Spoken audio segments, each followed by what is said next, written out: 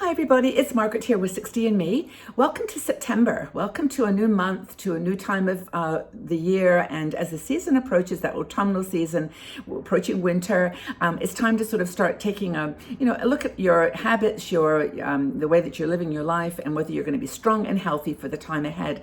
Now, none of the things I'm going to talk to you about today are new. I mean, there's no silver bullet. There are some very basic things that you can do to get in some habits that might change your situation. Now, Debbie Hensley, one of our bloggers, wrote this article on 7 small steps to a happier and healthier life. And I think that, as I go through them, you're going to go, yes, Margaret, we know all these things. I could have told you those. But look, we're in this together, right? We're on this journey, and it's going to be easier if we do it side by side. So that's what 60andMe is here, and it's all about. We're just trying to do things that are making this easier, and how to face each day with hope and joy. And I think hope is the biggest element right now. We've become very good over the last couple of years of surviving and just getting on with things and, sort of just breathing day to day. But now I think it's time to sort of start expanding a little bit, take that introvert muscle that we've developed and expand it out to extrovert and get out into the world if it's possible, of course. And I hope that you're all doing well. That's obviously the prime concern, that you're staying safe and well. But I want to talk to you about these 7 things that you can do. And as I said, none of them are going to be a surprise to you, but let's just go through it together. It is going to take, however, 2 things here for you to consider as we go through these 7 things. One is that you're going to have a reality check. Okay, wrinkles.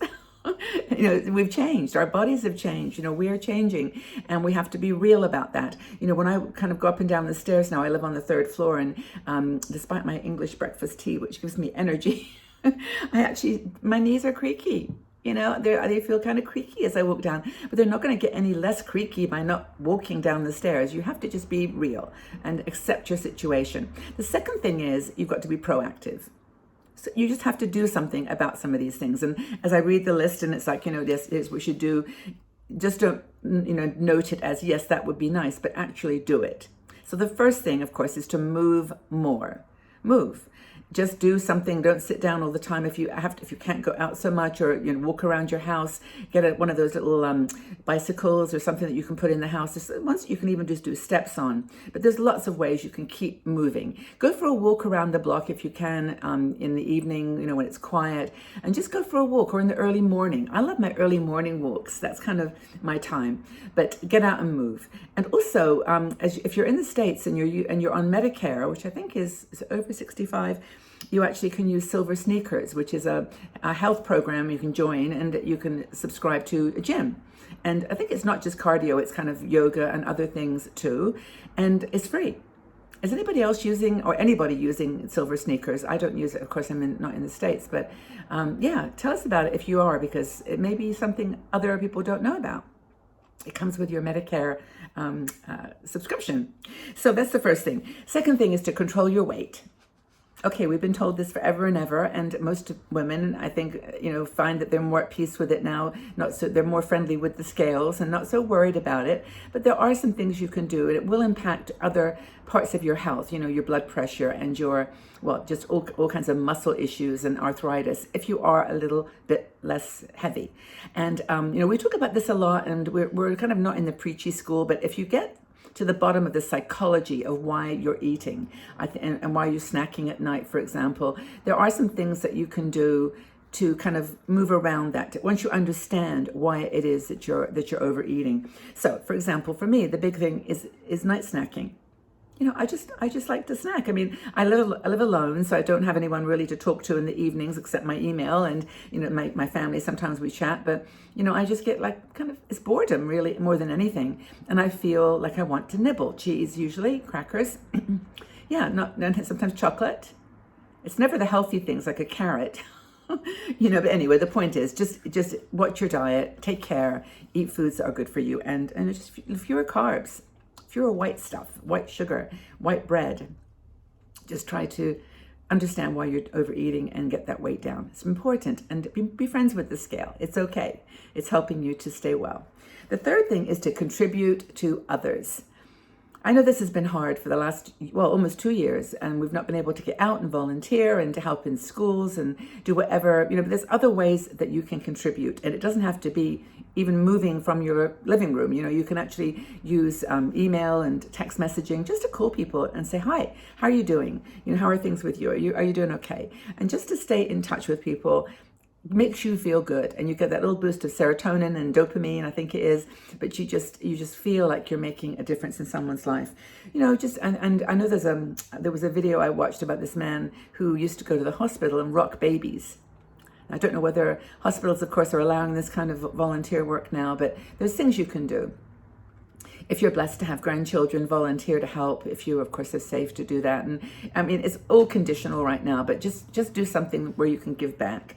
And you can knit and donate to, there's lots of different causes that accept knitting and sewing and other crafts, but just do something that's going to make you feel like you're giving back to people, contributing to others. Of course, there's one thing that you can do always, and it's kind of one of my mantras, which is be kind. Just be kind. We're looking after each other here. We don't need to be mean to one another or to be cynical or to be judgmental.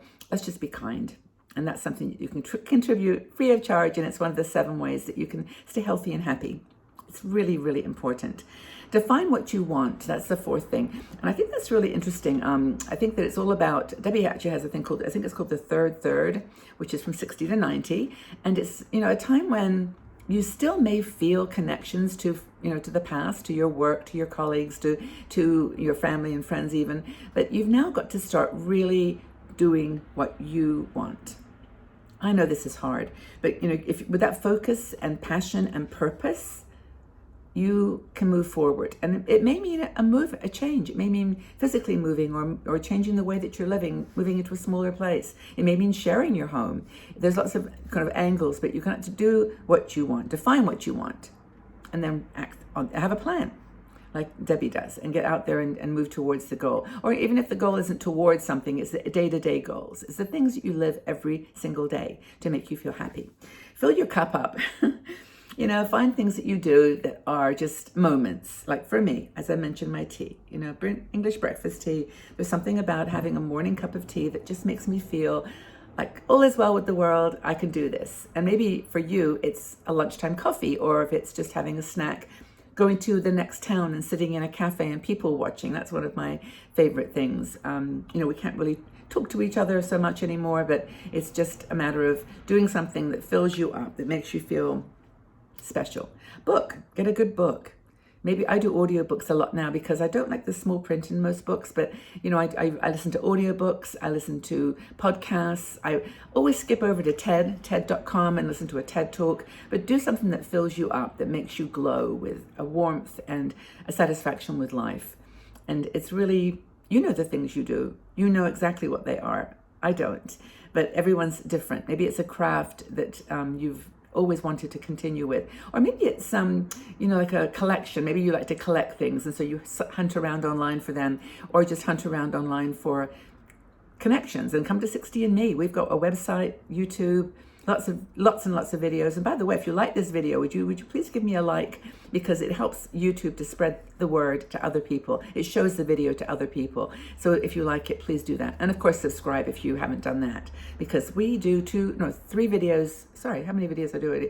4 videos a week. And then we have other ones from our bloggers that are wonderful. So there's lots and lots of ways to get your soul and your spirit filled. The next thing is a simple one. Drink more water. Drink more water. I don't drink 8 glasses a day. I know I don't. I probably don't even drink 5. I do drink lots of tea. I don't know if that counts. Probably not. But, you've got to drink water. Your body is 80% something water. It needs hydration. And your skin, if you're dealing with wrinkles or we all are not dealing with, we've all got them. They're there. They're just a part of our new body. But if you want to kind of, keep the skin shiny and hydrated, your whole body just needs water. So drink more water. Is that number 7? I think the final one is one I mentioned earlier, which is be realistic. Enjoy this journey. Be realistic about how you look, how you act, how you move, and then just embrace it. Because worrying about it or trying to change it or stressing about how you're going to, hide it, It's just not going to work. So be realistic about your situation, and all the rest will fall into place. Honestly, just accept yourself for who you are, and be aware of adjustments that you might need to make. It was, I mean, I think some things happened recently for me when I was traveling, that I went to the UK, and I normally take my little suitcase and put it up on. I actually flew one way and train back, and flying is a little bit more stressful for me. But anyway, I always used to lift up my suitcase and put it in the thing. I did it. I was able to lift it this time, but I knew there's going to be a time when I can't lift that suitcase up. Now, I can either call on the mercy of people around me, or I can just check my bag. I think Rockstar Mom talked about this in a really funny video. She's a wonderful blogger. You need to check her out, Rockstar Mom. She's in her 70s and does beauty, mostly beauty and lifestyle videos. But anyway, she was great talking about this, lifting the suitcase up. But we just got to make adjustments as we go and enjoy the journey. And enjoy the present, not even the journey, just right where you are this moment. So hope you can join our Patreon group if you want to support this group. We've got lots of great women there that are just loving to make friends, or just join the channel here that where the videos come out 4 times a week, and just join the conversation. Okay, everybody, we'll have a super day wherever you are. Take very good care of yourselves. Happy September wherever you find yourself, and we'll talk again soon. Bye-bye for now.